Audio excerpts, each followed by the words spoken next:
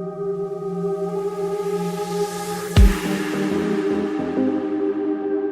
what's up you guys, this is Techrodd with a new After Effects tutorial. So in this tutorial we're taking a look at how to render and some more about rendering. We're going to take a look at how to take a screenshot in After Effects, how to add a marker to a layer, also some useful tutorials online, and I think that's about it. So let's begin. Okay, so we have After Effects. Let me just open up a project over here I made a while ago.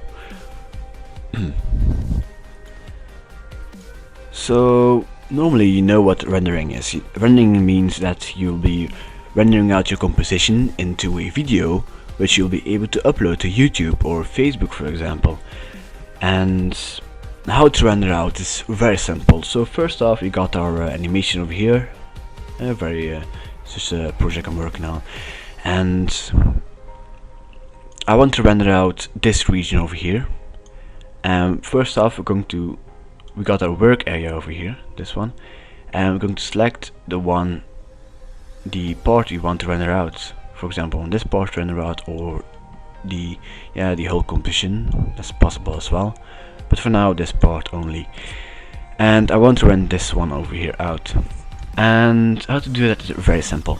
So when the work area is selected, just go top over here, composition, and choose add to render queue, or Ctrl M. That's important, keep that in mind, it's very useful. And it will add the composition to a render queue. So this is the render queue. It's always opened. We can see that the render settings at its best settings, so leave that as it is. It should be by default its best settings. But over here we can see lossless, the output model, and when we click on that it brings up a window. And over here we can see over here we can change the setting for our video we want to render out. So the best quality to render out is with QuickTime. So first off, you need to download QuickTime from the Apple site. There'll be a link in the description for QuickTime. Download it, install it. It's free, so don't worry. And when you've downloaded it, you'll be seeing over here the format QuickTime. It will be available over here. If it's not there yet, just just close down After Effects and reopen it again. It should be there. And we're going to select it, and we're going to select post render action to none. Include project link should be selected. This one should be not selected. Video output should be RGB, billions of colors, pre-multiplied matte, and also format options should be at animation and 100 quality. We can see we can resize it. If we want, we can change it to Full HD, but it's not necessary.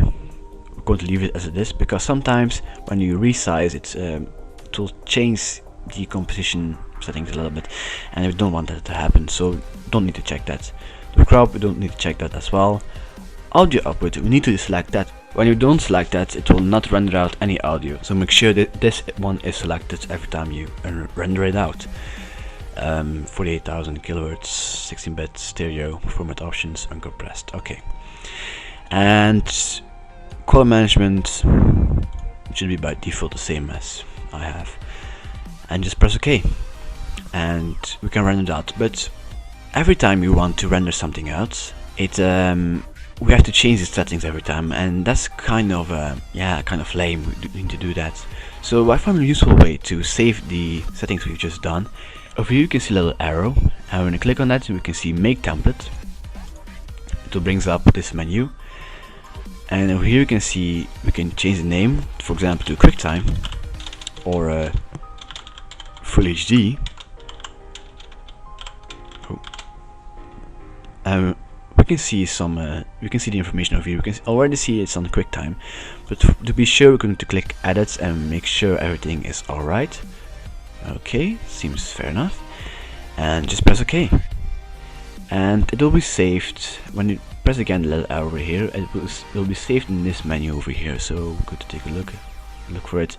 Over here we have Full HD, so we're going to click that one, and every time for example, I want this area to be rendered out, so add the render queue, and we're going to choose Full HD, and it will have the same settings as the one before. So just delete that. And yeah, over here we can see output 2. You can see the name RNV, but it should be comp1 normally. And we can change the file name over here. We can, for example, change it to test. Save type as QuickTime MOV, and just press save. And when it's that done, we can just render it out over here, and it will render out our animation. And when it's that done, it will be available as a QuickTime video at our file. So when it's rendered, to make a little sound van ting. There we go, it's done. And I'm going to look for it. Let me just open it up really quick to see if the quality is perfect.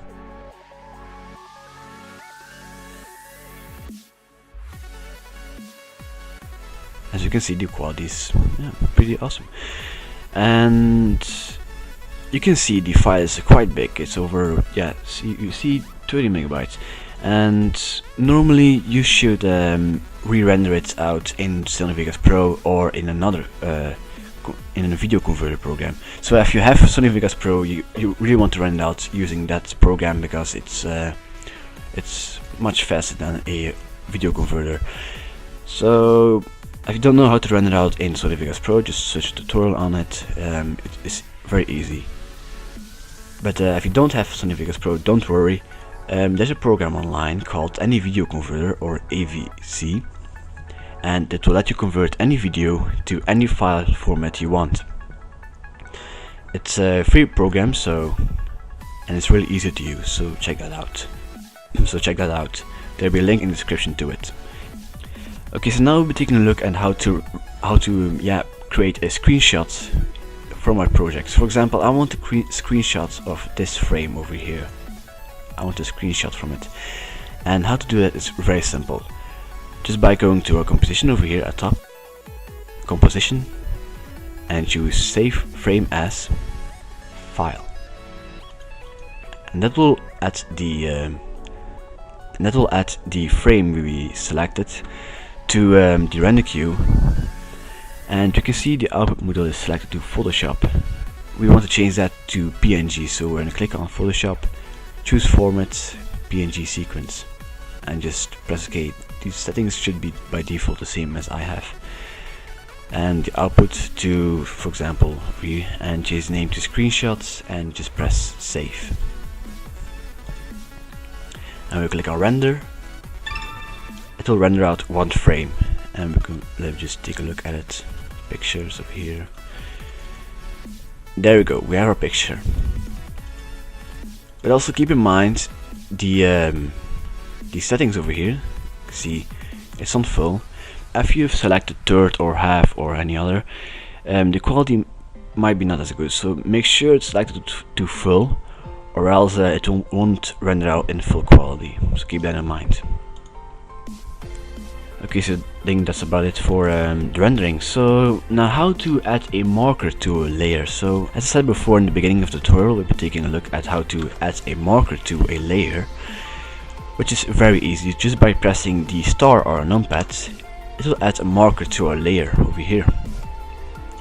We can move the marker, we can change the name by right clicking the marker, add a comment to it, for example marker, and press OK, and it will add a comment to it. We can delete it very easily. We can add a marker to every layer we want, as many as we want.